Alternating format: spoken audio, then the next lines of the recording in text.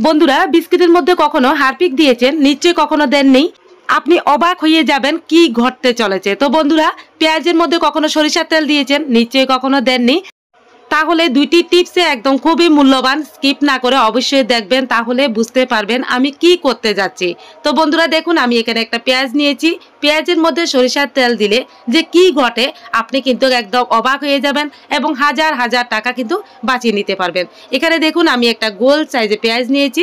পেঁয়াজের প্রথমে যে মুখটা আমি প্রথমে কেটে নিয়েছি। এবার এই মুখের থেকে একদম ভালো করে হোল করে নেব। তো বন্ধুরা, পেঁয়াজ দিয়ে যে দারুণ একটা জিনিস তৈরি হয় আমরা কিন্তু অনেকে জানি না। এই দেখুন, আমি কিন্তু একটু ভালোভাবে হোল করে নিয়েছি। এবার একটা মাটির প্রদীপের উপর আমি এই পেঁয়াজটা রেখে দেব। এবার নিয়েছি সরিষার তেল। এখানে আমি 3 থেকে 4 চামচ সরিষার তেল দিয়ে দিচ্ছি। এই দেখুন, এবার এর উপরে দিয়ে দিচ্ছি সরিষার তেলের উপরে 3টি লং। এই সরিষার তেলের উপরে দিয়ে দিচ্ছি একটি সলতে। তো বন্ধুরা, আমি যেটা করতে যাচ্ছি আপনারা কিন্তু নিশ্চয়ই একদম বুঝতে পারছেন, সেটা হলো মশার কয়েল।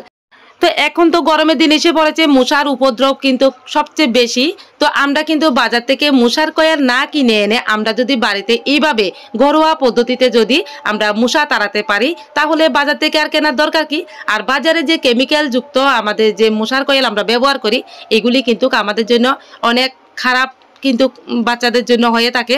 তো আপনারা তো বুঝতে পারবেন। কিন্তু আমরা যদি এইভাবে পেঁয়াজের মধ্যে যদি একটু সলতে লং দিয়ে যদি করে থাকি, তাহলে দেখবেন যেখানে যেখানে মশার উপদ্রব সবচেয়ে বেশি সেখানে দিয়ে রাখবেন। এই দেখুন, আমি কিন্তু দিয়ে রেখেছি, কিন্তু কিছুক্ষণ পর দেখবেন এইভাবে কিন্তু মশা পড়ে আছে।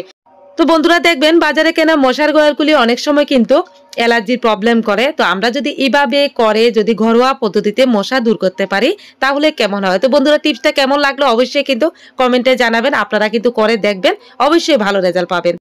তো বন্ধুরা চলুন এবার আমার দ্বিতীয় টিপসে। বিস্কিটের মধ্যে কখনো হারপিক দিয়েছেন? নিশ্চয়ই কখনো দেননি। তাহলে চলুন আজকে বিস্কিটের মধ্যে হারপিক দিলে কি হয় আপনাদের সামনে একদম সরাসরি আমি আপনাদেরকে দেখাচ্ছি। এখানে দেখুন, আমি 3টি বিস্কিট নিয়েছি, এরপর নিয়েছি হারপিক। তো চলুন বিস্কিটগুলিকে একবারে গুঁড়ো করে হাত দিয়ে আমি কিন্তু গুঁড়ো করে নিতে হবে। এই দেখুন, সবগুলি বিস্কিট কিন্তু একদম গুঁড়া করে নিচ্ছি। তো এটা দিয়ে আমি কি তৈরি করব অবশ্যই কিন্তু ভিডিওটা স্কিপ করবেন না, তাহলে বুঝতে পারবেন না আমি কি করতে চলেছি। এখানে দেখুন, একটু হারপিক দিয়ে দিচ্ছি এই বিস্কিটের গুঁড়োর মধ্যে। এই দেখুন, দিয়ে দিলাম। এবার আমি একটা কাঁটা চামচ দিয়ে একটু ভালোভাবে নাড়াচাড়া করছি। তো যে বাটিটা আমরা বাড়িতে কোনো কাজে ইউজ করি না সেই ধরনের বাটি নেবেন। যেহেতু এখানে হারপিক আছে তাই সেই জন্য বললাম, যে বাটিটা আমরা বাড়িতে কোনো কাজে ইউজ করি না সেই ধরনের বাটি নেবেন। এবার দেখুন, আমি একটা হাতে প্লাস্টিক বেঁধে নিলাম। এবার আমি এগুলিকে একটু হালকা জল দিয়ে ভালোভাবে গোল গোল করে একদম মেখে নেব। তো বন্ধুরা, একদম খালি হাতে ধরতে যাবেন না, একটু প্লাস্টিক বা যে কোনো কিছু হাতে লাগিয়ে তারপরে ধরবেন। এখানে আমি 3-4টা কাগজের টুকরো নিয়েছি। তো চলুন বন্ধুরা, এগুলি কোন জায়গাতে রাখবো আপনাদেরকে দেখাচ্ছি। তো গ্যাসের চুলার নিচে অনেক সময় দেখবেন ছোট ছোট ইঁদুর একদম রান্না বান্না শেষ করার পর রাতে কিন্তু এগুলি একদম ঘোরাফেরা করে গ্যাসের নিচে, ঘরে এদিক ওদিক। তখন কিন্তু এই নাড়ুগুলি যদি খেয়ে থাকে তাহলে কিন্তু আর বাড়িতে আপনার তো থাকবেই না, একদম বাড়ির আশেপাশেও থাকবে না। তো এগুলি দেবার পর ঘরে কোনো জায়গায় একদম জল রাখবেন না, তাহলে দেখবেন এগুলি খেয়ে আর জলের খোঁজে যখন আসবে ঘরে তখন তো জল পাবেই না, একদম বাড়ি ছেড়ে পালিয়ে যাবে। তো বন্ধুরা, টিপসটা কেমন লাগলো অবশ্যই কিন্তু জানাবেন।